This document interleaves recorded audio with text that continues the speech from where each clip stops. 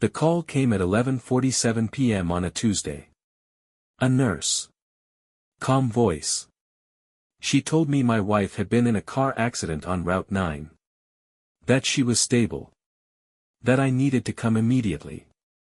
I was in my car within 4 minutes. When I got to the hospital, the doctor pulled me aside before I could even see her. He said there was a problem. Not with her injuries. With her identity. He said, "Mr. Cole, we've run her information 3 times. Her social security number doesn't exist in any federal database. Her driver's license is a forgery. We have no record of this woman anywhere." I stood in that hallway and I said, "That's impossible. I've been married to her for 9 years." He looked at me with the kind of expression that told me he'd seen this before. And he said, "Sir, what do you actually know about your wife?" Her name was, or at least I thought it was, Lauren Mitchell. We met at a coffee shop in Austin, Texas in the summer of 2015. She knocked my laptop off the table by accident, offered to buy me coffee to apologize, and we talked for 4 hours. She was funny. Warm. A little guarded about her past, but I thought that was just her personality. She told me she grew up in Oregon. That her parents had died in a house fire when she was 19. That she had no siblings. No family left. I thought it explained why she never wanted to talk about her childhood. I thought it explained why there were no old photos of her before we met. I thought it explained why she always seemed slightly uncomfortable whenever I brought up the past. We got married in 2016. Small ceremony. Just our friends, none of her family, obviously. For 9 years I thought I knew exactly who I had married. I was completely wrong. I sat with her in the hospital room for 2 hours before she woke up. When she opened her eyes and saw me, something crossed her face that I had never seen before. It wasn't relief. It was fear. She knew immediately. She looked at the monitors, then at me, then at the door, and she understood exactly what had happened.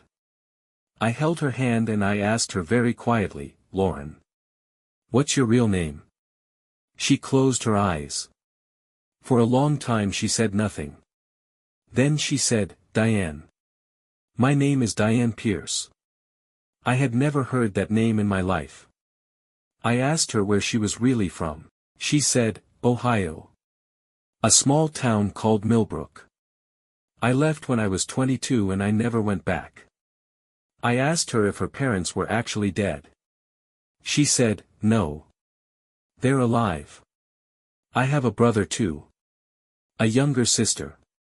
I sat back in that chair. I thought about every holiday we'd spent alone because she had no family. Every time I'd felt sorry for her. Every time I'd held her while she pretended to grieve people who were still alive. And I asked her the only question that actually mattered. I said, "Why?"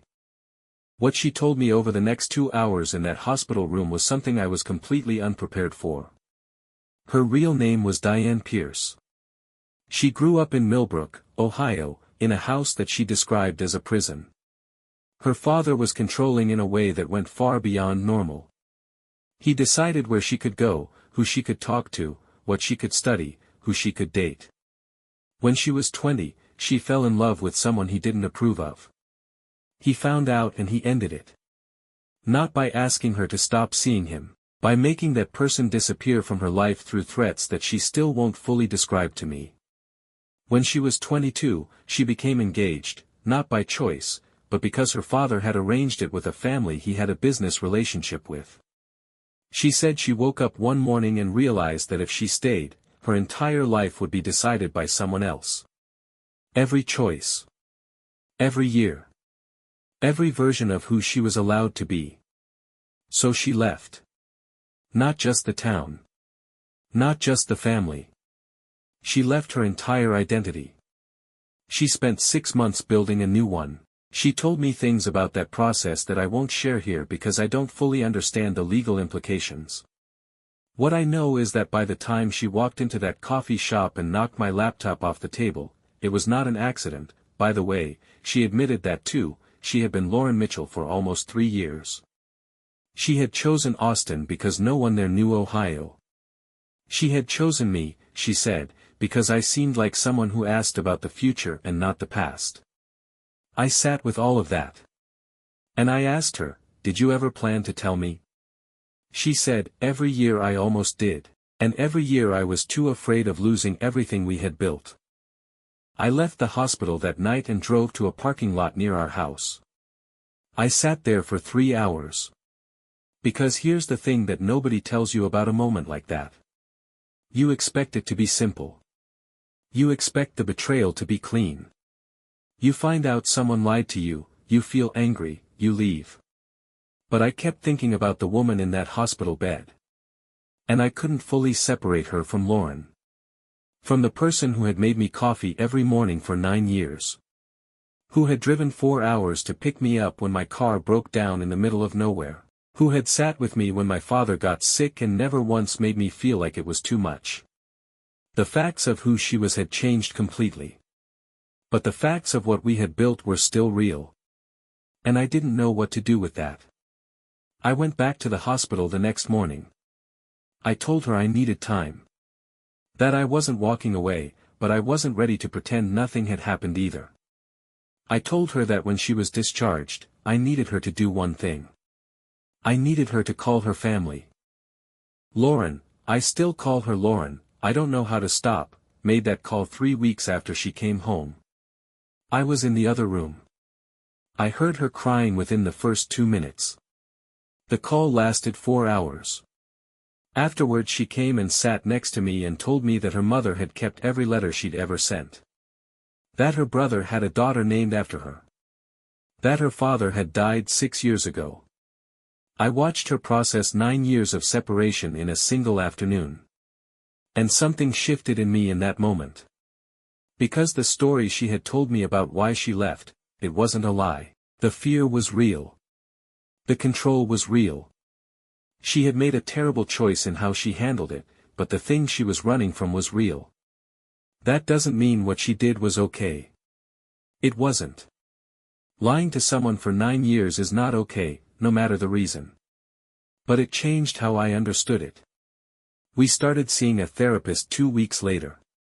Together and separately. I won't tell you it's been easy. It hasn't. There are days when I look at her and I feel the anger all over again. Days when I question every memory because I don't know which parts were real and which parts were performance. But there are also days when I look at her and I see the same person I married. Someone who was trying to survive something. Who made choices I would not have made. Who is still, underneath all of it, the person I chose. We are still together.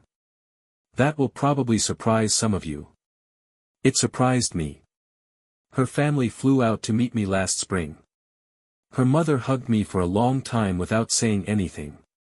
Her brother pulled me aside and said, "Thank you for not walking away when you found out."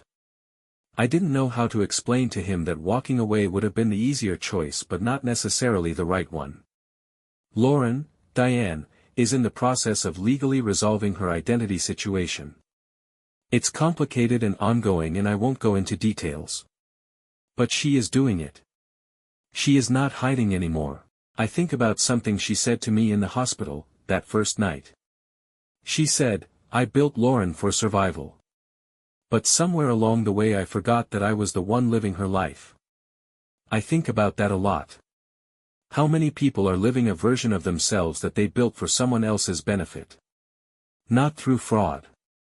Not through forged documents. But through years of becoming what other people needed them to be until they forgot who they actually were.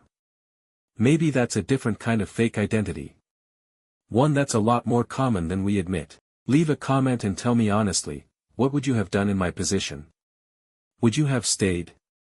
Or would the lie have been too much to come back from? I need to know I'm not the only one who found this complicated.